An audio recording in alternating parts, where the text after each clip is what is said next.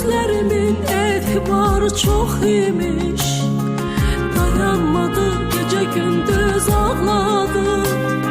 Sədaqətdə bircəymiş, tək imiş. Bulaq kimi həzin-həzin çağladı. Ucaldı göylər ağım, kədərlə açıldı hər sabah. Allahım neymiş günahım, dersinə mi çalım çarpı